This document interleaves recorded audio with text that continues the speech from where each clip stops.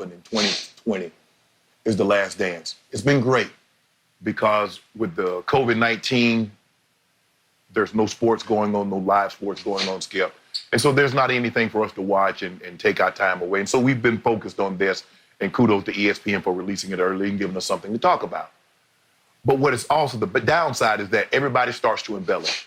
You know, the home run that Mickey Mantle hit out of old Detroit Tiger Stadium, Skip, is now at 700 feet. It started out at 505, and then it went to 525, then it went to 550, then it went to 600. And now, almost 50 years later, it's at 40 years later, Skip, it's at 700 feet. And that's what we see with Michael Jordan. Now, he averaged a tick over 30, I think 30.14. I think Wilt is 30.12 for a career. Now, Michael Jordan has 31. 31 career 50-point games. But he's supposed to do that for 82 games in a season. Now, the Wilt is the only man ever to average 50 points a game. And it took him 39 shots, Skip, to do that. And now, it took him 39 shots, and all Wilt are shooting are dunks, layups, and little sky hooks. And he shot 50% from the floor. And he made 10 free throws a night and averaged 50. So Wilt has 118 50-point games. He has more than the next 5 closest players combined. Let that sink in for a second. But Michael Jordan, you see, Skip, if he want to say, well, you know what, I believe in today's game, Michael could probably average somewhere around 35 because we see what James Harden is doing. So imagine what James Harden is doing, 35 points a night. Michael Jordan is going to get 15 more points per night. Man, stop, Skip. Lord. Michael is great. He doesn't need embellishing. He doesn't need it. But it's not good enough. He would average... In his palatial estate up in Bel Air, and he swept under his thick pile carpet up there. I don't know, maybe he's got hardwood floors. I have no idea. But the fact that, yeah, Michael did average 37 one year, 1987, be 86, 87 season. That was after he had scored 49 and 63 at Boston Garden against the Celtics in 2 playoff games.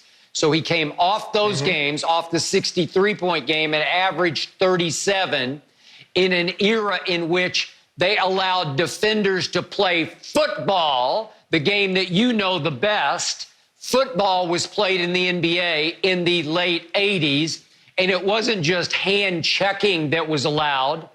It was clutching and grabbing and shoving and hard fouling. There was no such thing really as a flagrant foul. You had to hospitalize somebody to get a flagrant foul in the late 80s. It was just seen part of the game that you hard fouled any and everybody, superstars also included. They were not protected in the late 80s. So, yeah, Jordan took huge punishment to average 37 a game in 87 that he would not have to take now. So if I took 1987, 37-point a game, Michael Jordan, put him into now, when, as David Falk, his agent, said they play virtually no defense, which is virtually true on a nightly basis. There is no hand checking allowed. He could easily average 50 easily. He was the greatest mid-range jump shooter we have ever seen.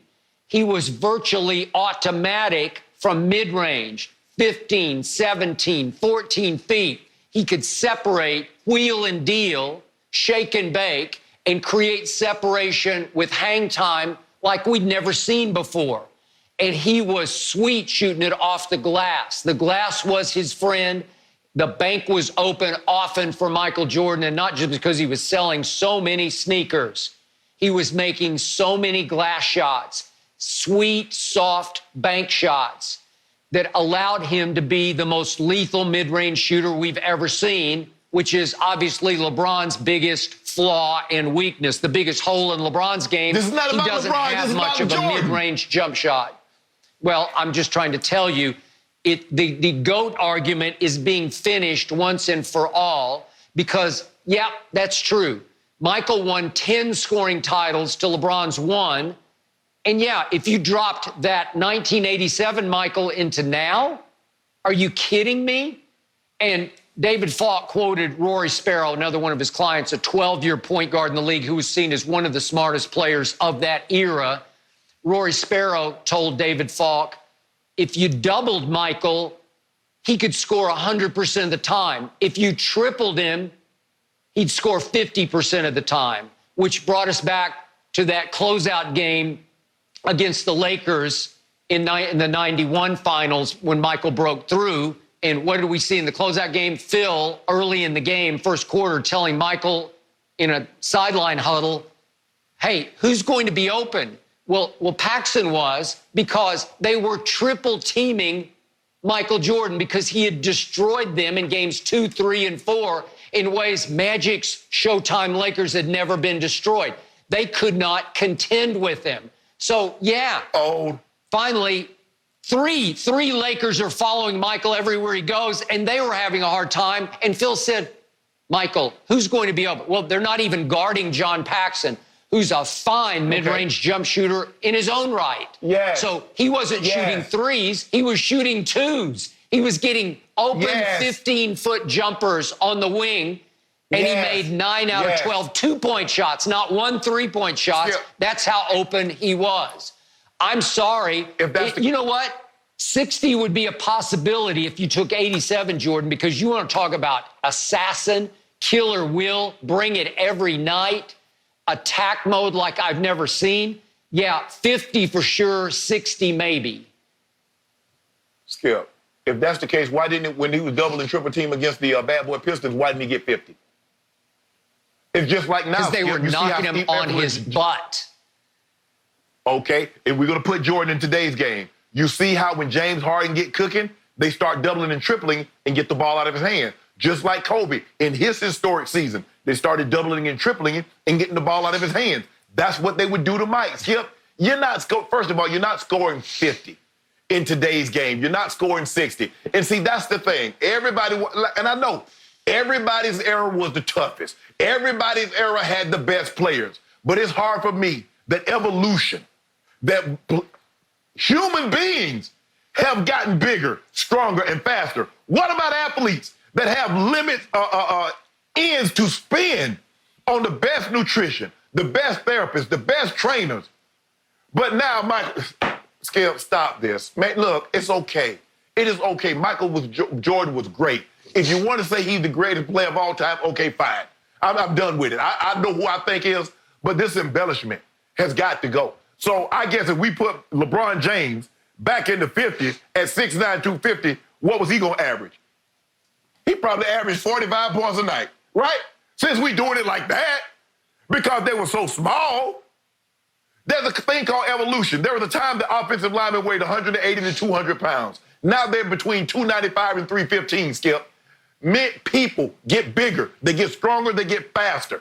This notion, they don't play no defense, stop it. James Harden is as skilled as anyone. Can shoot the three better than Jordan. Gets to the free throw line just as much. Good with either hand. He had 36 last year. Kobe one year had 35. Jordan best was 37. Wilt has, 4 of the highest 5, 6 scoring averages in NBA history. Wilt shot 50% from the field. Customary. Just about every year he led the league in field goal percentage while leading the league in scoring. Man, stop. Wilt Chamberlain was 7 feet 1 inches tall, and he was a track star at Kansas University. I give you that. Yes. Freakish size and athletic ability. Freakish. Yes. But the all-time freakiest